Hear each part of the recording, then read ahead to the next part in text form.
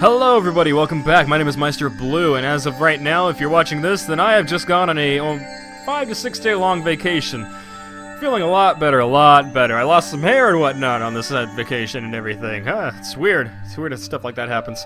But yes, feeling a lot better. I really needed to get out of the town for a while and just kick back for a bit, so I am glad that I was able to get video out every day that I was on vacation, because that's something I've never been able to do before.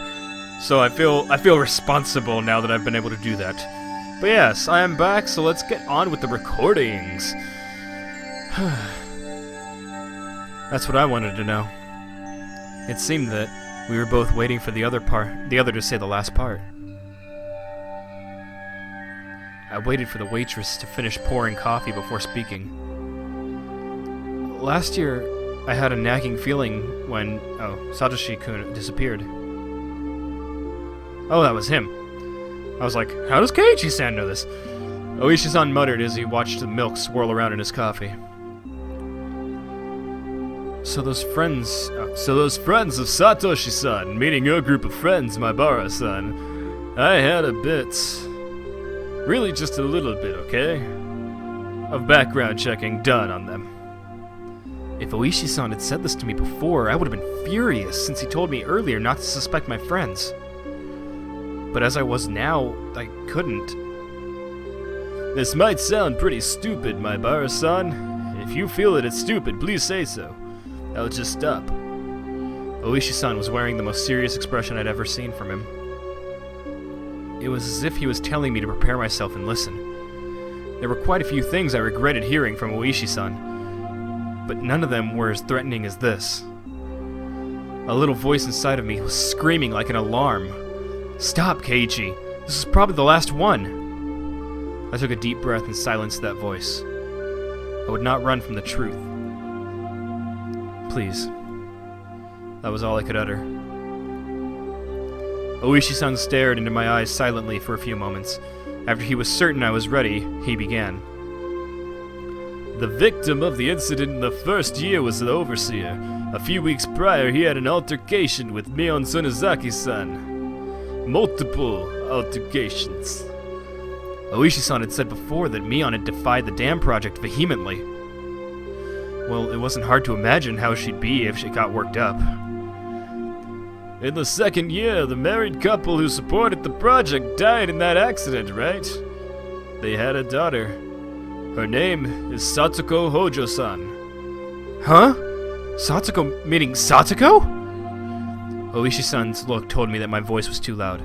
I realized it as well and quickly quieted down. The Shinto priest and his wife who died in the third year, you see.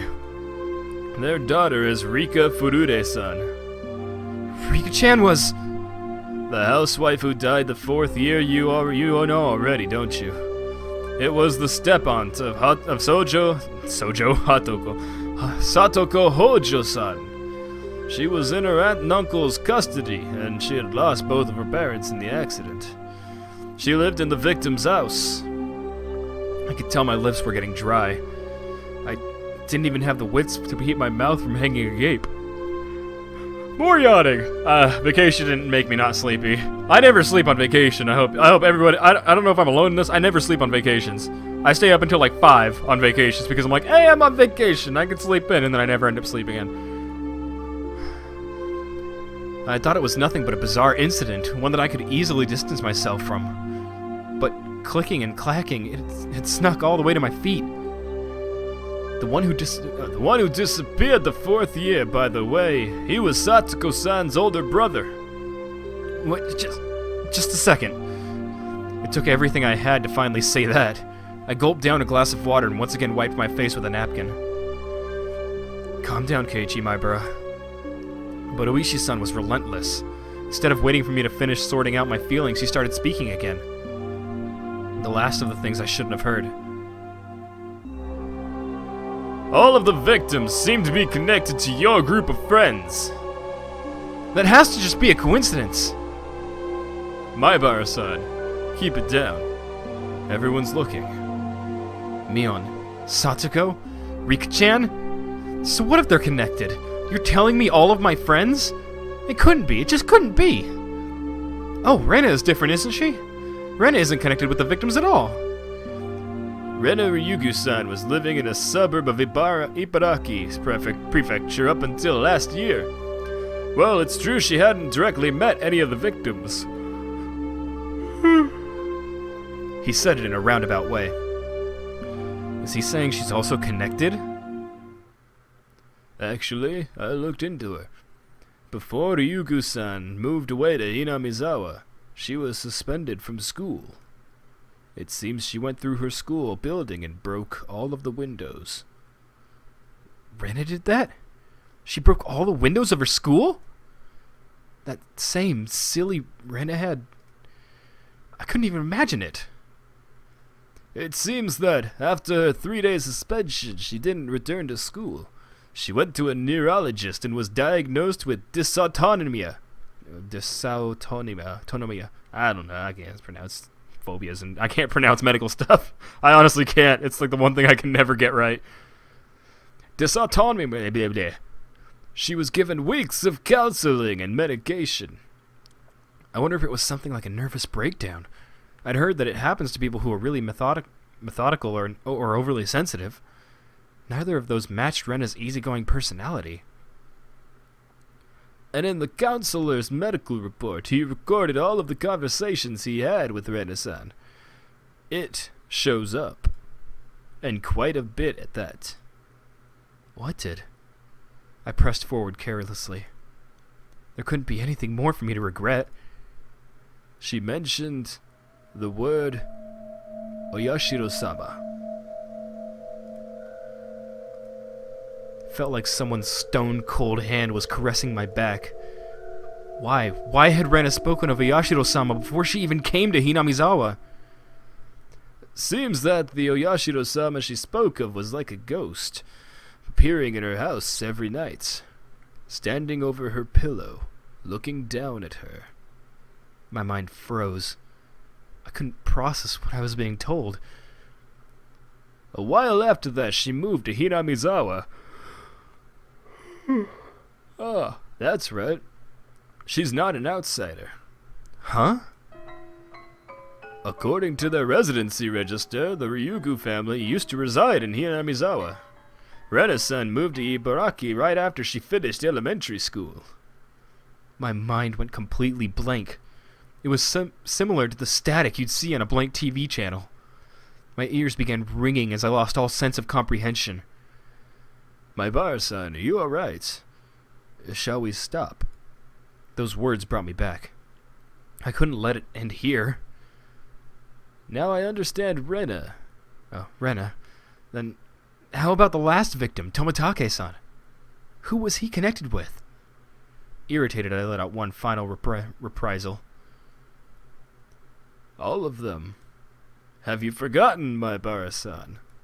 Didn't you all spend the night of the festival together quite merrily? Quite a few of the officers saw you enjoying yourselves. Now there was nothing I could respond with. I fell silent as my brain turned to mush. We should get going. Ah, my Bara-san, did you take your afternoon medicine? I'd completely forgotten about the medicine I'd gotten until Oishi-san said that. I got another glass of water, and we left the shop after I chugged it down. Creepy music. We got in the car and returned to Hinamizawa via the rough road. I never really paid attention when I was on a bike, but did cars normally shake this much? It was almost as if the road was desperately trying to tell me something. Ba-dump. That big jolt was from the difference in elevation off the road when it changed from cement to dirt. I was certain that I heard Tomitake-san scream. I sat in silence, just letting myself be shaken by the car. I'll drop you off at your house. You missed school just because you were ill, correct? My apologies for the long conversation. Why did you talk to me? Because you're tired. I blurted out the question. Really just blurted it out. I didn't expect an answer. I did check with you first, didn't I? If we should just stop. Not that. Why did you reach out to me? I understood quite well that Oishi-san was investigating the string of suspicious incidents. But why was he telling me all this? I knew nothing, and I couldn't help. Everything Oishi-san spoke of was news to me. First of all, what could I, having just moved here, know? By chance, if there was a reason for Oishi-san to reach out to me, then it would have to be that I looked suspicious to Oishi-san, that I was part of Mion's circle of friends. I'm retiring this year. I plan on moving away after retiring as my grandma wants. Your grandma's still alive? You're old! So while I'm still on the case, I want to bring the truth behind this incident to light. So, Oishi-san, you suspect them, don't you? All of them. Oishi-san didn't really give a response. It felt a little late, but I thought it was his way of showing a bit of consideration for my feelings. This is mostly my intuition from 30 years on the job. Maibara-san, you're the one in danger. Huh? I wanted to reply with, that was absurd, but in my downtrodden state I couldn't bring myself to say it. I'll be retiring this year, so I won't be at the Watanagashi next year. So I want to settle things. In other words, he was insinuating that on the next Watanagashi I might be the victim. I've been warned by the chief as well. Each incident in the string of cases has been solved. I'm so tired. So don't bring it up again, or so I was told. This is the pressure that I'm facing. Pressure from what? Someone in Hinamizawa. We've arrived. Is this fine?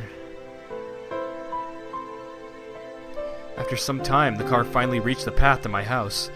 The clock read 2 p.m. I was surprised so little time had passed since we ate. It was hot outside the car. The chirping of the Higurashi hurt my ears. I won't mind if you just forgot everything I told you today. But I'm still going to keep investigating. Every time I talk like you, Oishi, I start yawning. What is the deal with that? I'll end Yoshiro-sama's curse this year. So you're saying I should contact you if anything happens?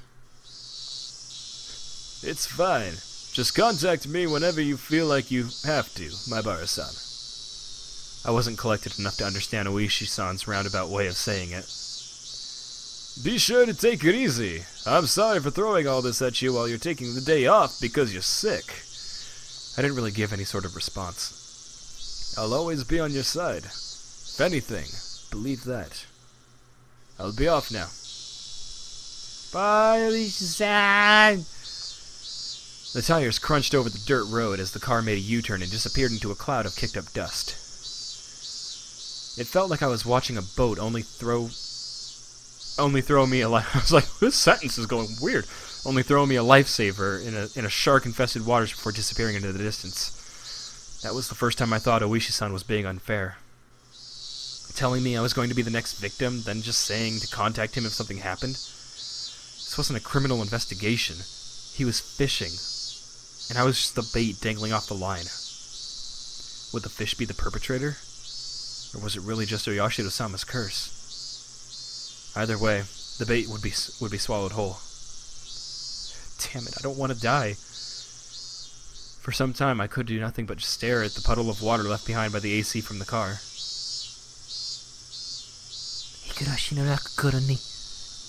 Every time, because it just makes me think of the end, at the very end of the show, after the credits and whatnot, after they do the next time on the episode, just like this soft lady's voice, Higurashi no Nakukura ni. I'm like, ow, can't wait. I wonder how much time had passed since I laid down. It was getting dark outside. My body was soaked in sweat. It would probably be a good idea to change my sheets. At that moment, the phone rang downstairs. It was probably Mom. Mom was quite a worrywart. Maybe she had called many times, but I just didn't notice. Hello, this is the Maibara residence. Oh, he's alive! Hello! This is Mion. Oh. How are you doing? Huh? Is this one of Keiichi's friends? Keiichi is resting now, but shall I put him on? Huh? Is this his dad? So sorry. Ha! Loser! Idiot! You fell for it. Huh? Kei-chan! After our exchange, we both had a good laugh together. Except I was suspicious of her even as we were laughing. Was everybody really involved in the incidents? The fact that I couldn't say no saddened me. I'm relieved that you seem well. Rena was really worried, you know. Satoko-chan was happy and said you got what you deserved. Rika-chan said, how unfortunate he's sick. Looks like everyone was making a big deal out of it. Well, you know, so Kei-chan, is now a bad time to come pay you a visit? A visit? No, it's okay. It's not like I'm dying. My grandma made a ton of mochi, you see. Oh, mochi! I want some! Gimme! Mochi, please, please. I love mochi so much. I haven't had it in so long. I'm having mochi withdrawals. I was told to share them, so I'll bring you some. Hey now, you'll catch my cold. Not to worry, both Rena and I are too stupid to catch a cold. See ya. Be there in a bit. Trying to make sense of that sentence. It's not quite coming to me. She hung up cheerfully. Rena's coming too? That's what it sounded like. I was still concerned about meeting Rena, but I guess if she was with Mion, I could yawn and I wouldn't be in danger at all. That was really loud in my ears. I heard the doorbell 10 minutes later. That was fast. How are you feeling? Did you take your medicine and rest? I did just that. Thank goodness you look well. I was worried. Sorry, I'll be fine by tomorrow. Mion showed a complete lack of concern for someone who's recovering, and Rena looked like she was worried about me from the bottom of her heart. Oh. It didn't look like there was anything behind those expressions. I thought we might hang out for a bit, but it looks like you're not quite in the condition for it. Don't say. The seam in my face appeared a bit sullen. Then here, Keiichi-kun. These are the mochi Mi-chan's grandma made. Rena held out the package wrapped in newspaper. There might be about 5 in here. It was quite hefty. Ah, thanks. Send my regards to your grandma, Mion. Yep. Oh, there's one I made in there as well. Wonder if Keiichi-kun can guess which one. This is Kei-chan's homework since he missed the club meeting today. There are letters on each mochi, so I'll ask you tomorrow. Were you checking if I was feeling better, or did you just come here for club activities? Yep, looking fine. Just guess you'll be able to make it tomorrow. Man, what are you gonna do if my fever comes back because of your shenanigans? Mi-chan, we shouldn't be making a racket. Let's go. The other people will get angry. Both of them thought my parents were home. It's because the entranceway was a mess. You're right, let's get going. Oh, by the way, Kei-chan. Yeah? What did you eat for lunch? The sudden question startled me as I went wide-eyed when I saw Mion. I had never seen her like that. It was a highly unsettling visage. But why is she asking me what I ate for lunch? What she said was so inane, it was almost meaningless. The way she said it, it was almost like she didn't even care at all about what I ate. I ate out. She must have suspected that I was with Oishi-san. Anyway, I felt that if I hesitated or tried to change the subject, they'd read too deep into it, so I tried answering as quickly as possible. Except, contrary to the efforts I had made, there was a pause before they replied. So you ate out for lunch, Keiichi-kun? The glimmer for Rena's eyes had changed at some point as well. It was now sharp, as if to make me feel the feigned ignorance behind her words even more. As if she already knew. That's how it looked to me. Well, was it good? Why are you asking me this? Mion was speaking in an unusually low tone, almost as if she knew that I had eaten at the restaurant in town. No, I'm overthinking this. I mean, both of them should have been in school at lunchtime. There's no way they could have known where I was. Seems you're with a rather austere-looking older guy. Who was he? Flop. The package with the mochi I was holding slipped out of my hands. I could tell the blood had drained from my face, making me go pale. Oh? Keiji-kun. Who was he? Could it be the person from before, I wonder? I could feel the back of my throat going dry. This was no longer a bluff. They knew everything. How do you know that? It took everything I had to finally force those words from my throat. My knees were shaking. Because there's nothing this old man doesn't know. Mion sneered knowingly, and her laugh seemed to carry on forever. So, Kei-chan, what did you talk about? Seems like you got pretty worked up over it, too. We weren't talking about you guys. It didn't have anything to do with you or Rena. Isn't it a bit strange to hear our names come up even though nobody asked about it?